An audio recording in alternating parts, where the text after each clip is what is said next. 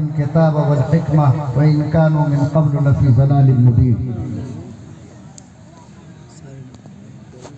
آج کے اس اجلاس کے باوقار صدر معزز علماء کرام، دینی بھائیوں اور بزرگوں، نوجوان ساتھیوں اور اس عظیم جامعہ کے عزیز طلباء، ہمارے لیے جو موضوع طے کیا گیا ہے وہ موضوع ہے قطب عالم حضرت مولانا محمد علی منگیری رحمۃ اللہ علیہ کی جو تعلیمی تحریک اور یہ مشن، اس مشن پر روشنی ڈالی جائے اور آپ کے تعلیمی تحریک کے تعلق سے کچھ باتیں آپ کے سامنے رکھی جائیں۔ میرا ارادہ یہ تھا کہ میں آپ کے اس تجدیدی کارنامہ جس کی شروعات آپ نے تعلیمی تحریک کے عنوان سے کی، اس پہ روشنی ڈالوں اور کسی تحریک کے بڑھنے اور پھیلنے کے جو واسطے ہوتے ہیں ان پر گفتگو کروں اور اس تحریک کے تعلق سے ہماری کیا ذمہ داریاں ہیں اس پر بھی بات کی جائے۔ لیکن اچانک وقت کے دائرے کو اتنا کم کر دیا گیا ہے کہ میرے لیے یہ مشکل ہے کہ میں ذرا تفصیل کے ساتھ ان چیزوں کو آپ کے سامنے رکھ سکوں۔ اس لیے بہت مختصر طور پر میں آپ کے سامنے کچھ باتیں رکھنے کی ہمت کر رہا ہوں، اس امید کے ساتھ کہ یہ اتنا بڑا مجمع جو آج اس پنڈال کے نیچے موجود ہے اور جس مجمع کی کیفیت میں نے دیکھی ہے کہ نہ وہ گھاسوں پر لیٹنے میں دریغ کرتے ہیں، نہ زمین پر بیٹھنے میں کوئی دقت محسوس کرتے، اور معلوم نہیں کہاں کہاں سے گاڑیوں پر لٹک کر اور لگ کر یہاں تشریف لائے ہیں۔ میرا یقین کہتا ہے کہ جو مجمع اپنے پیر و مرشد کی عقیدت میں ڈوب کر آیا ہے،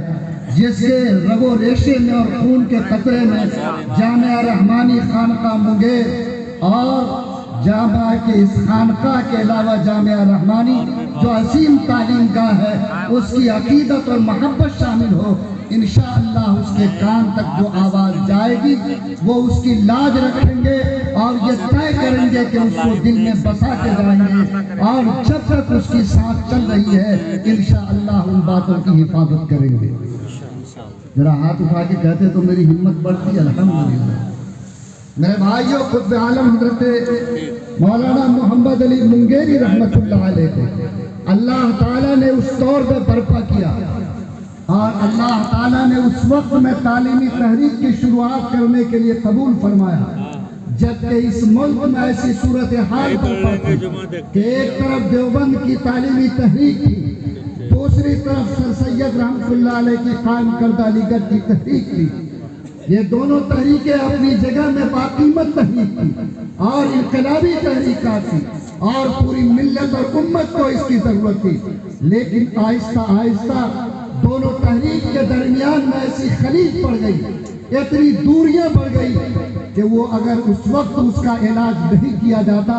اور کوئی اللہ کا مخلص بندہ مجدد بن کر کھڑا نہیں ہوتا اور اپنے تجدیدی کارنامے کے ذریعے اس خلا کو پر کرنے کی کوشش نہیں کرتا تو شاید اس وقت ملک میں اس تعلیمی صورتحال کی تصویر یہ نہیں ہوتی جو آج ہم اپنی نظروں سے مشاہدہ کر رہے ہیں۔ اللہ تعالیٰ کروٹ کروٹ جنت نصیب فرمائے۔ حضرت قطب عالم رحمت اللہ علیہ کو آپ کھڑے ہوئے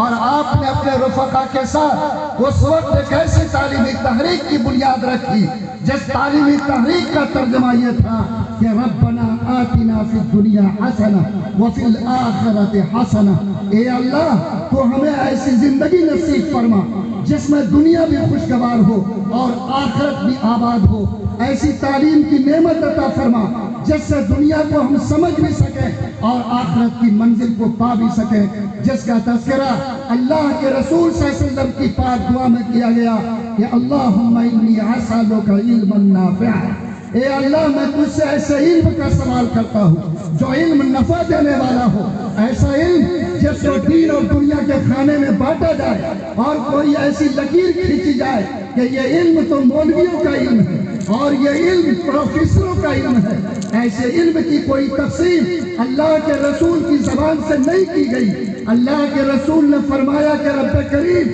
میں تجھ سے भीख मांगता हूँ ऐसे इल्म की जो इंसानियत के लिए नफा बख्श हो, जो इंसानियत को फायदा पहुंचाए। रब करीम ने इसकी दुआ मांगी, रब करीम से इसकी दुआ मांगी थी और अल्लाह के रसूल सल्लल्लाहु अलैहि वसल्लम की ज़बान से ये दुआ वारिद हुई है। हज़रत कुतुब आलम मोहम्मद अली मुंगेरी रहमतुल्लाह अलैह इस तालीमी तहरीक को और इस तालीमी ज़हन को मिल्लत के ज़हन और दिमाग तक पहुँचाने के लिए अपने आप को कमर बस्ता किया। और आपको ये मालूम होना चाहिए कि अल्लाह ताला ने इसी आपके कुव्वत इरादी के बरकत से और अल्लाह ताला ने इसी सोच की बरकत से इसी हिंदुस्तान की सरजमीन पर दारुल उलूम नदवतुल उलमा लखनऊ के नाम से उस इदारे को वजूद दिया जिस इदारे ने कदीम सालेह और जदीद नाफे को जमा किया और ये कहा कि दरकफे जामे शरीयत दरकफे सिंदान इश्क हर हवसना के मैदानत जामो सिंदा बाफ्तन। एक तरफ ऐसी कौम के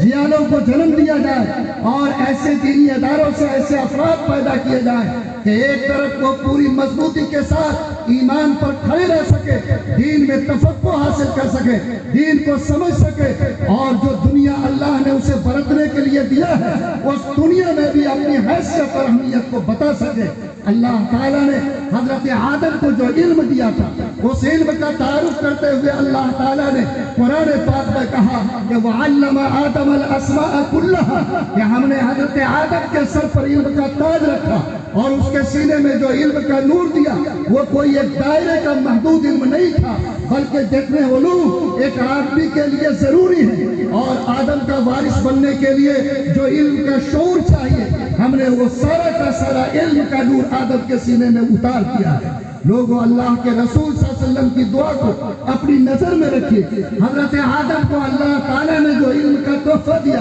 उसकी जामियत और हमागियत को देखे और कुरान में जो दुआ हमें सिखाई गई कि हम दुनिया भी बेहतर बनाए आखिरत भी बेहतर बनाए, उस इल्मी तहरीक का तस्वुर यह है कि हमारे मदारिस हमारे दीनी इदारे इल्म को मुख्तलिफ खानों में तकसीम न करें, इल्म को एक ऐसी इकाई तस्लीम करें जिसको दीन और दुनिया के खाने में बांटा नहीं जा सकता, जिसको किसी असरियत और मगरबियत के खाने में तकसीम नहीं किया जा सकता, बल्कि हर वह इल्म जो इंसान को इंसानियत की डगर पे कायम रखे, जो इंसान को आदम का सही वारिस बना सके, जो जमीन की क़यादत की सलाहियत अता करे और आखिरत में जन्नत के काबिल भी बनाए, वो इल्म हमारी मीरास है। इसीलिए अल्लाह के रसूल सल्लल्लाहु अलैहि वसल्लम ने फरमाया अल हिकमतु दालतुल मोमिन अन्ना वजदहा फहुवा हक़्क़ु बिहा, कि ये हिकमत और दानाई और इल्म और शऊर एक मोमिन की मीरास है, वो जहाँ कहीं भी मिल जाए वो सबसे पहले उसका हकदार है। अगर नसीहत की बात कच्ची दीवार पे मिले